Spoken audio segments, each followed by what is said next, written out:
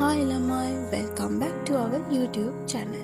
ඉතින් කොහමද ඔයාලට අපි හිතනවා අවුරුදු ඔයාලා හොඳින් සමරන්න ඇති කියලා.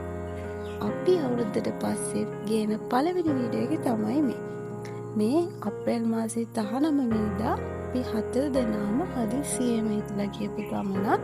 මොකද අපි 4 දෙනාගේම අවුරුදු නිවාඩුවේ අන්තිම දවස. ඉතින් අපි හිතුවා සුපුරුදු පරිදි වැඩ පටන් ගන්න කලින් මේ වගේ ගමනක් ගියොත් හොඳයි කියලා.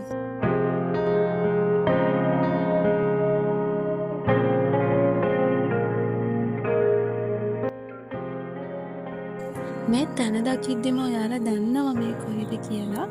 අපි ගියේ කලණිය මහා විහාරේ වන්දනා කරගන්න.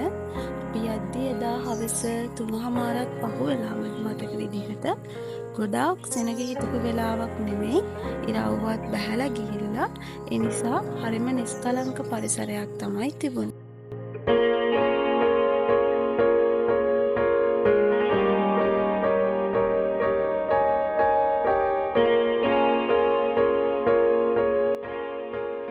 මම හිතනවා ඔයාලා එක පාරක් හරි කැලණි විහාරේ වන්දනා කරගෙන ඇති කියලා. මොකද කැලණි විහාරය කියන්නේ ඒ තරම්ම වැදගත් ස්ථානයක්.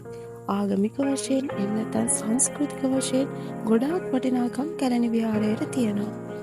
බෞද්ධයෝ විදිහට අපිට විශේෂ වටිනාකමක් කැලණි විහාරයේ තියෙනවා. මොකද කියනවා බුදුරජාණන් වහන්සේ 3 වෙනි වරට ලංකාවට වැඩම කරපු අවස්ථාවේ මණියක්කිත නාරජගේ ආරාධනෙන් කැලණි විහාරයට වැඩම කරලා තියෙනවා. ඒ නිසා බෞද්ධයෝ විශේෂ වටිනාකමක් කැලණි විහාරයට තියෙනවා කියලා සලකනවා. මම හිතනවා ඔයාලට මතක ඇති කියලා කැලණි විහාරය වැදගත් වෙන්න තවත් එක හේතුවක්. ඒ තමයි කැලණි විහාරයේ ඇඳලා තියෙන සිතුවම්. මේ සිතුවම් ඉතාමත් ආවේනික වූ සිතුවම්. ඒ කියන්නේ මේ සිතුවම් අපිට දකින්න ලැබෙන්නේ කැලණි විහාරයේ විතරයි. වෙනත් විහාරවල අපිට මේ වගේ සිතුවම් දකින්න ලැබෙන්නේ නැහැ. අපි ඉතිහාසයේ අහලා තියෙන විදිහට මේ සිතුවම් ඇඳලා තියෙන්නේ සෝලියස් මෙන්දිස් මහතා.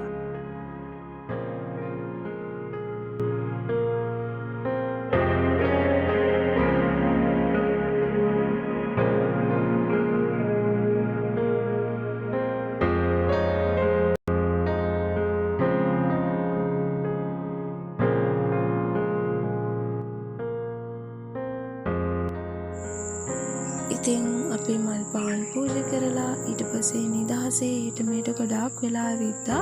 මොකද එදාර මං කිව්වා වගේ සෙනග ගොඩාක් හිටියේ නැහැ.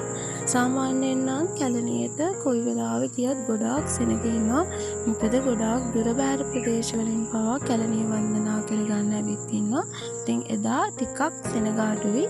ඉතින් අපි නිදහසේ වන්දනාමාන කටයුතු කරගත්තා.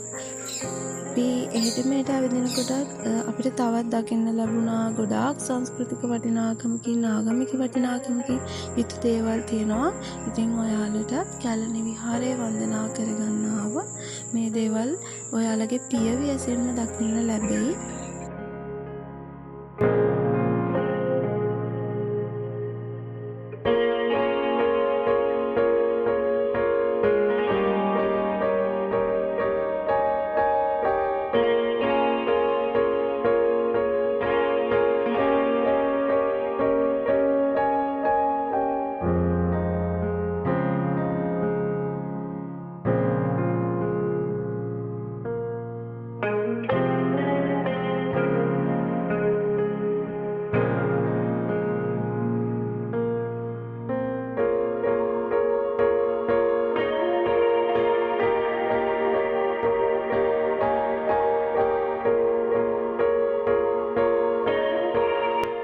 ඇත්තටම අද අපි ගෙනාවේ ගොඩාක් දිග වීඩියෝ එකක් නෙමෙයි. ඔයාලා හැමෝම දන්න කියන තැනක්.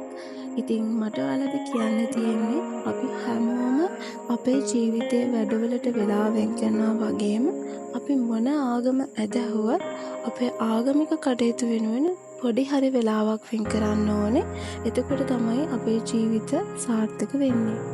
එහෙනම් අදට අපි කියලා එන්නම්. අපේ channel එක subscribe කරලා නැත්නම් අපේ channel එක මතක් කරලා subscribe කරන්න. අලුත් වීඩියෝ එකකින් එහෙනම් ආයෙත් හම්බෙමු. ඔයගොල්ලෝ හැමෝටම සුබ දවසක්.